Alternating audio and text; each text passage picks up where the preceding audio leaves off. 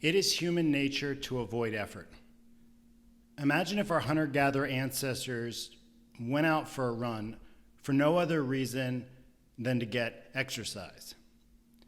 They would soon be replaced by our hunter-gatherer ancestors who only ran when absolutely necessary for their survival.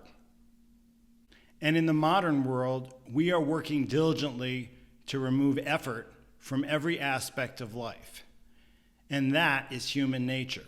Another way we're able to achieve maximal energy acquisition and minimal energy expenditure is by high-density, high-calorie foods, sugars and fats. And our emotions play bedfellow to our drives by making these foods the most pleasurable.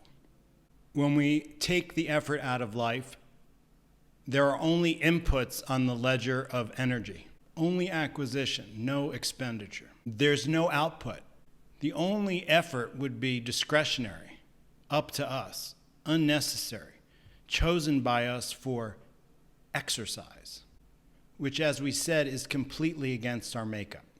Our built-in aversion to effort and our society's enabling us to survive without effort results in our physical decline and poor health. When it comes to our psychological health, we are at our best when we are fully engaged in the present, completely immersed in what we're doing, and our constant companion, that mind chatter, is quiet. We cease to be narrating life and instead are living it. To be fully engaged in the present requires that we put aside distraction and persist in the initiation of an activity when the inertia and the activation energy are highest and conspiring against us. To be fully engaged in the present requires effort. But because of our natural aversion to effort and our society's complicity in enabling us to remove effort from every aspect of our lives, we choose in our leisure the less effortful option, watching television, glued to our devices. And we continue to experience that mind chatter rather than the quiet that follows full engagement in what we're doing.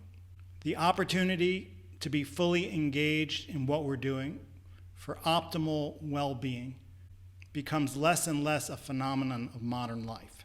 Our natural aversion to effort and our society's complicity in removing effort from life contribute to our psychological decline and the rise of anxiety, distraction, and depression.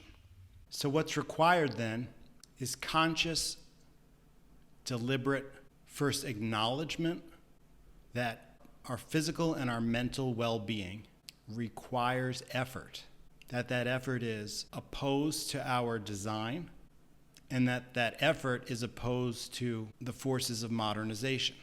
It's a call on us to stand rather than sit, to walk or bike rather than Uber or e-bike, to prepare our own food rather than have it prepared for us, and to engage in activity even though we don't have to, because that's what's required on the ledger of energy expenditure and consumption. Acknowledging the impulse for high-calorie, dense foods, and understanding that it makes the balance between input and output harder to reconcile, and making our food decisions based on something other than what we desire. In fact, we know exactly what to eat. Since the advent of modern science, every person alive is a potential experiment, and looking at how long people live, given what they're putting in their body and their activity, we can determine how to choose what to eat and how to live.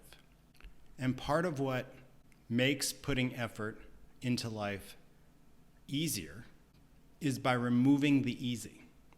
We have in our repertoire choice architecture to make it easier to do the hard thing, to pursue effort for our physical and our mental well-being, by defaulting to the difficult. Acknowledging that we're programmed to grab the ice cream if it's in front of us. We choose not to put the food in front of us. And acknowledging that food can be used to treat our mood, our sadness, our despair. Acknowledging our makeup and acknowledging the way civilization caters to our makeup should lead us to be deliberate in designing our environment to support our knowledge. Another weapon in our arsenal, in addition to choice architecture, where we can eliminate the easy choice from our repertoire of options by the way we structure our environment, are habits. Habits or routines bypass the deliberative process that precedes what we do. Routines help us overcome the tendency to choose the easier option. We can bypass the emotional valence that often is attached to things that have effort by making those effortful things into routines.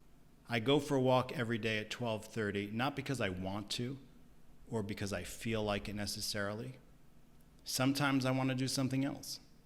But I go for a walk at 12:30 every day because it's 12:30. What that leaves us with is a call to add back in the effort into our lives to acknowledge and override our inborn tendencies and the forces of society around us.